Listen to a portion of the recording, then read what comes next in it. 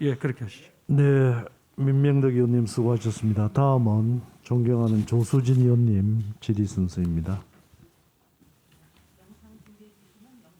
본 뒤에 질의하겠습니다. 다시 좀 대통령께서는 앞으로 가급적 이념 문제에 대해서는 한 발짝 물러나 주시기를 부탁드립니다.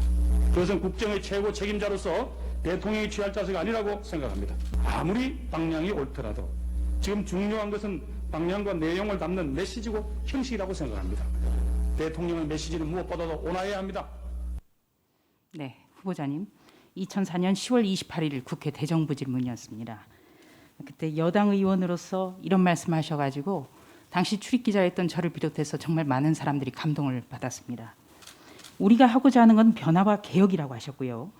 그런데도 왜 국민적 통일을 구하는 일에 그토록 서툴렀는지 가슴 저리게 반성해야 된다고 하셨습니다. 또 개혁과 혁명은 대단히 다르다 이런 말씀도 하셨습니다.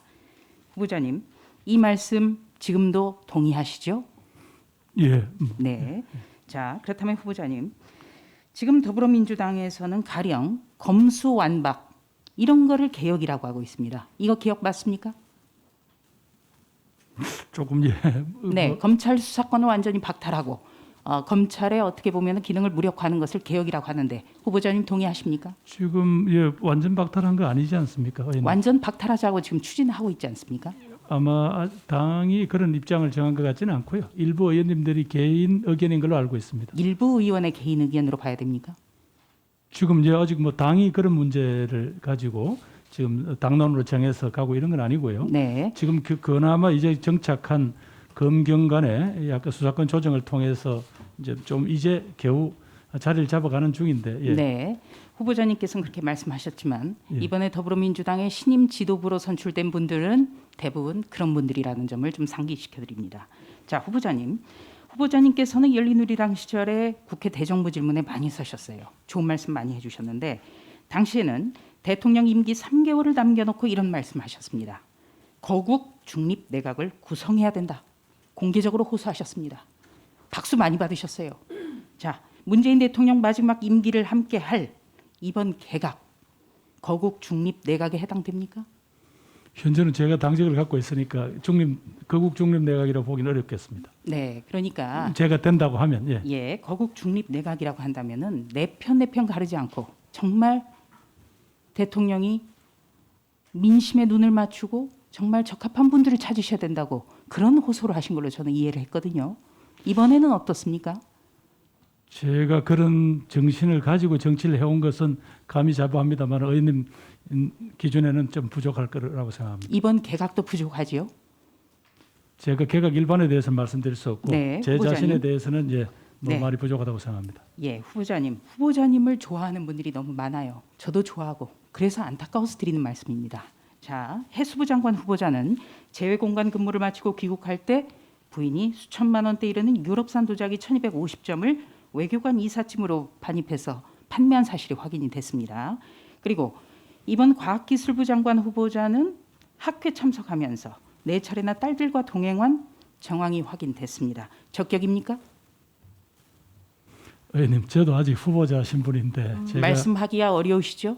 그렇습니다. 네. 그러니까 총리 후보자로서가 아니라 그 두 분 후보자에 대해서 자신이 없으시죠?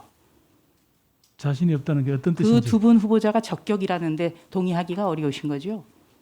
그 문제에 대해서는 제가 답할 처지가 아닌 것 같습니다. 제가 네. 지금 저도 후보자인데. 자, 예. 후보자님, 총리의 권한 중 하나가 부적격한 국무위원의 해임을 건의할 수가 있습니다. 그렇죠? 네. 정치적 중립보다 더불어민주당의 당론을 따르겠다. 대통령 말 잘 듣는 검찰총장 필요하다. 법무부 장관의 말입니다. 박범계 법무부 장관. 이분 해임 건의해야 되는 거 아닙니까? 국정을 오히려 어지럽히잖아요. 의원님, 저도 생각이 왜 없겠습니까만은 저는 아직 후보자 신분입니다. 저 네. 보고 자꾸 입장을 질문하시면 제가 예. 답변하기 곤란합니다. 예, 생각이 있다라는 말씀 굉장히 저는 중요하다고 보고요.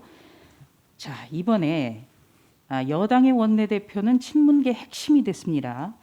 그리고 새 여당 지도부는 친조국 성향이 노골적으로 강화가 됐습니다. 그렇다면 4.7 보궐선거에서 나타난 민심과는 동떨어진 것 아니냐 이런 지적이 많습니다. 윤호중 원내대표는 국회 운영과 입법 독주가 계속될 것이라는 점도 시사했습니다. 후보자가 정리가 되신다면 당정청 관계를 과연 재설정할 수 있겠습니까? 뭐 다들 그동안 신뢰관계가 있는 분들이니까 그 방금 의원님께서 지적하신 야당의 입장이 정확하게 전달되도록 또 그래서 야당 입장을 고려하면서 그 국정 운영을 할 수 있도록 제가 그런 역할을 하겠습니다. 그런데 후보자께서 노력을 하시겠지만 그게 가능하겠습니까? 의원님 뭐 정치라는 게 어디 딱 어떻게 딱 고정돼서 닫아 걸린 채로 돌아가지는 않지 않습니까? 또 의원님 방금 지적하시던 듯이 지난 재보궐선거에서 보여준 또 민심의 또 방향이라는 게 있으니까 어느 정치인들도 여당의 누구라 하더라도 그걸 외면할 수는 없다. 저는 그렇게 생각합니다. 네. 후보자께서는 2005년 1월에 열린우리당 원내수석 부대표를 하셨어요. 그때 이런 말씀하셨습니다. 숫자로 국회 운영을 해온 적이 없다. 이렇게 말씀하셨습니다. 상당히 인사 깊은 발언이었습니다. 그런데 지금 더불어민주당은 의석수를 앞세워서 임대차법, 공수처법 일방 처리합니다. 기립표결 합니다. 이거 어떻게 보세요? 조금 그 점에서는 결국은 국민들의 삶에 구체적인 영향을 직접적인 영향을 미치는 그런 법안들은 좀 더 숙성을 시켜서 여야가 대화를 해서 했더라면 국민들도 좀 더 납득시키는 데 도움이 되지 않았을까 뭐 그런 생각은 저는 가지고 있습니다만은 예. 잘못됐다는 말씀이시군요. 아이고 저 자, 의원님 그렇게 네, 단정 후보자님. 짓지 마시고 예. 이번 4.7 보궐선거 여당이 참패를 했습니다. 우리가 이긴 게 아니죠. 중산층과 서민에게 고통만 안겨준 부동산 정책이 최대 피인으로 분석이 되고 있습니다. 그런데 후보자께서는 원칙을 바꿔서는 안 된다. 이렇게 이야기를 했거든요. 무엇을 반성하고 쇄신하신다는 말씀입니까? 원칙이라는 게 기본적으로 이 부동산의 폭등이 결국은 국민의 삶을 피폐하게 할 것이다. 따라서 어떻게든 간에 아까 저희들이 가지고 있는 세제, 공급 정책 또 뭐 이런 부분들을 통해서 적어도 부동산 시장을 안정화시켜야 된다는 저희들의 정책적인 목표와 그 원칙이 허물어져서는 안 된다. 그런 취지였습니다. 여당이 일방적으로 강행 처리한 임대차법과 관련이 있습니다. 잘못됐다면 개정해야 되지 않겠습니까?